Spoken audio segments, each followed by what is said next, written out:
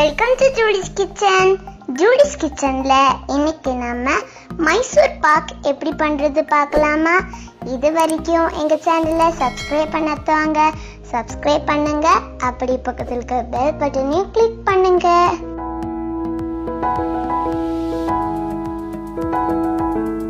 இந்த மைசூர் பாக் பண்றதுக்கு ஃபர்ஸ்ட்ல ஒரு தட்டு எடுத்துக்கோங்க. இந்த மாதிரி ஸ்கொயர் ஷேப் இருந்துச்சுன்னா ஸ்கொயர் ஷேப்ல எடுத்துக்கோங்க, இல்லைன்னா ரவுண்டா நம்ம கிட்ட இருக்கிற பிளேட் கூட எடுத்துக்கலாம். இதுல நம்ம ஃபர்ஸ்ட்ல எண்ணெயை தடவி ரெடி பண்ணி வச்சிடலாம். ஏன்னா நம்ம மைசூர் பாக் பண்ணதுக்கு அப்புறமா உடனே இந்த சூடோட நம்ம இந்த அச்சுல போட்டுறணும். அப்பதான் நமக்கு கரெக்டா இருக்கும். அதுக்கு பிறகு நம்ம இந்த ஸ்டெப் பண்றதுக்கு கொஞ்சம் கஷ்டமா இருக்கும். ஸோ ஃபர்ஸ்ட்லேயே நீங்க இதை பண்ணி வச்சிட்டீங்கன்னா ஈஸியா இருக்கும் உங்களுக்கு.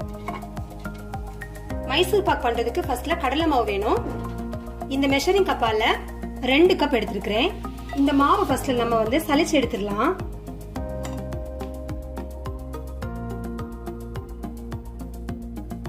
மாவு இந்த மாதிரி சலிச்சு எடுத்து வச்சாச்சு. நம்ம சலிச்சு எடுத்து வச்சிருக்கிற இந்த கடலை மாவை லைட்டா எண்ணெய் எதுவுமே சேர்க்காம, இதோட கலர் மாறிடக்கூடாது, ஆனா லைட்டா ஒரு வாசனை வரும், இந்த பச்சை வாசனை உங்களுக்கு போய் அது வரைக்கும் இந்த மாதிரி மிதமான ஒரு தீயில வச்சு இந்த மாவை இப்ப நம்ம வறுத்து எடுத்துடலாம். அடுத்ததான் இந்த மைசூர் பாக் பண்றதுக்கு நீங்க இதே மாதிரி ஒரு அடிகனமான பாத்திரம் எடுத்துக்கோங்க, இல்லைன்னா நான்ஸ்டிக்ல பண்ணுங்க. அப்பதான் நமக்கு அடி பிடிக்காம கிளறதுக்கு நல்லா இருக்கும். இப்போ இதே மெஷரிங் கப்பாலேயே 3.5 கப்புக்கு கொஞ்சம் கம்மியா சர்க்கரை எடுத்துருக்கேன்.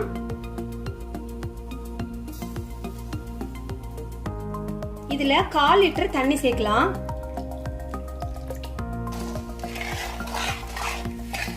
அடுப்புல வைக்கிறது முன்னாடி இந்த மாதிரி ஒரு வாட்டி நல்லா மிக்ஸ் பண்ணிடலாம். இப்போ இது கம்பி பத பாகு அந்த மாதிரி எதுவுமே நமக்கு தேவையில்லை. சர்க்கரை மட்டும் நம்மளுக்கு கரைஞ்சி கிடைக்கணும். அது வரைக்கும் இதை இப்ப நம்ம கொதிக்க வைக்கலாம். இப்ப இந்த சர்க்கரை நல்லா கரையட்டும். அப்படி நம்ம மாவை ரெடி பண்ணிடலாம். இப்போ இந்த 2 கப் மாவு எடுத்தோம் இல்லையா, அதுக்கு 1/2 லிட்டர் எண்ணெய், 1/4 லிட்டர் நெய் எடுத்திருக்கிறேன். இந்த எண்ணெய் பாத்தீங்கன்னா சன்ஃபிளவர் ஆயில் தான் நான் எடுத்திருக்கிறேன். நீங்க இந்த எண்ணெயை கம்மி பண்ணிட்டு இதுக்கு பதிலா நெய் அதிகமா சேர்க்கறதுனால சேர்த்துக்கலாம். பட் ரொம்ப திகட்டுற மாதிரி இருக்கும், சாப்பிடுறதுக்கு நிறைய சாப்பிட முடியாது. அதனால நான் எண்ணெய் அதிகமாகவும் நெய் கொஞ்சம் கம்மியாகவும் எடுத்துக்கிறேன். இப்ப நம்ம எடுத்து வச்சிருக்கிற எண்ணெயில கொஞ்சமா எண்ணெய் இதுல சேர்த்து இந்த மாவை கட்டி இல்லாம மிக்ஸ் பண்ணிடலாம். இந்த மாதிரி ஒரு விஸ்க் யூஸ் பண்ணி நல்லா மிக்ஸ் பண்ணீங்கன்னா உங்களுக்கு கட்டி இல்லாம சீக்கிரமா கரைச்சிடலாம்.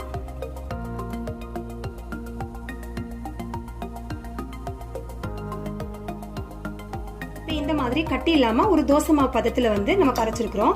நான் எடுத்து வச்சிருந்த எண்ணெயில பாதி அளவு எண்ணெய் கூட சேர்க்கல, அதுக்கு கம்மியா தான் தேவைப்பட்டுச்சு. இப்ப சக்கரை இந்த மாதிரி நல்லா கொதிக்க ஆரம்பிச்சிருச்சு அப்படின்னா சக்கரை நல்லா கரைஞ்சிருச்சு. ஆனா ஒரே ஒரு விஷயம், பாகுபதம் வந்துடக்கூடாது. சக்கரை நம்ம சேர்த்து இந்த மாதிரி கொதிக்கிற டைம்ல நம்ம ரெடி பண்ணி வச்சிருக்கிற கரைச்சி வச்சிருக்கோம்ல மாவு, அதை நம்ம கொஞ்சம் கொஞ்சமா சேர்த்துலாம். இதை சேர்க்கிறப்ப நீங்க அடுப்பை சிம்ல வச்சுக்கோங்க.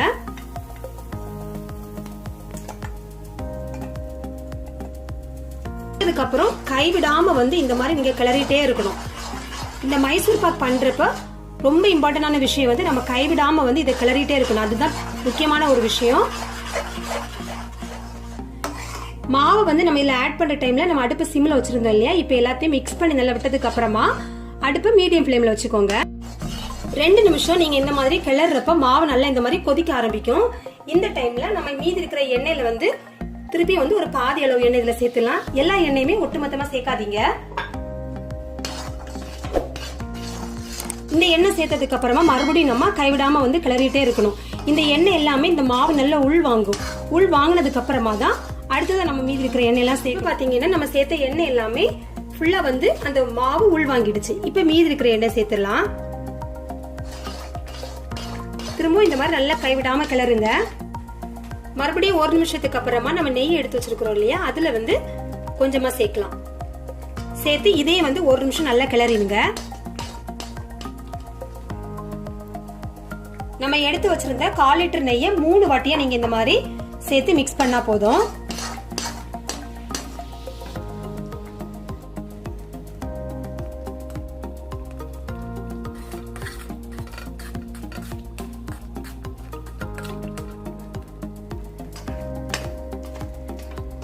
நம்ம எடுத்து வச்சிருந்த எண்ணெய் நெய் எல்லாமே சேர்த்தாச்சு.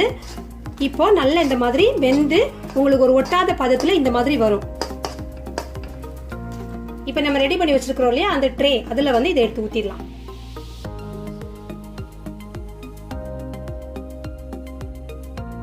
இப்போ இந்த ட்ரேல வந்து நம்ம இந்த மாவு எல்லாத்தையும் கொட்டியாச்சு.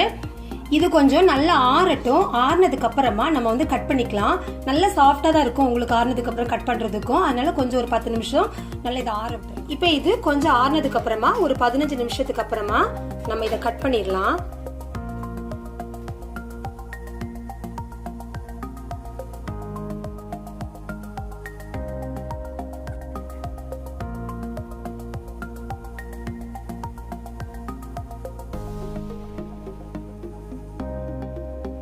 நம்ம கடையில வாங்குற மாதிரி இந்த மாதிரி ரெக்டாங்கிள் ஷேப்ல இப்ப நான் கட் பண்ணிடுறேன்.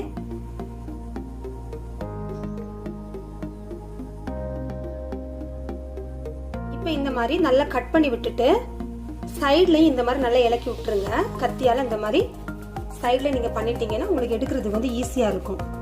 கொஞ்சம் இத ஆற வச்சுக்கோங்க. ஆற வச்சதுக்கு அப்புறமா ஒரு நல்ல தட்டு எடுத்து இது மேல வச்சு அப்படியே நம்ம திருப்பி விட்டுட்டோம்னா சூப்பரா நம்மளுக்கு வந்து மைசூர் பாக் ரெடி ஆயிடும்.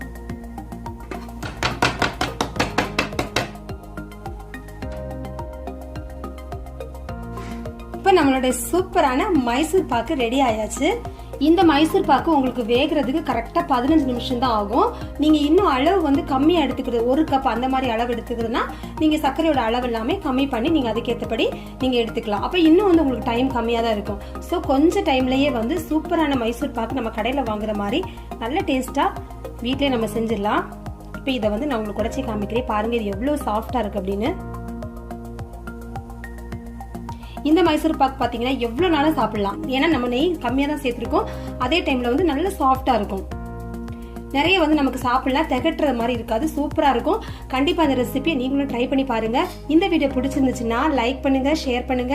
இந்த வீடியோ பத்தின கமெண்ட்ஸ் எனக்கு போஸ்ட் பண்ணுங்க.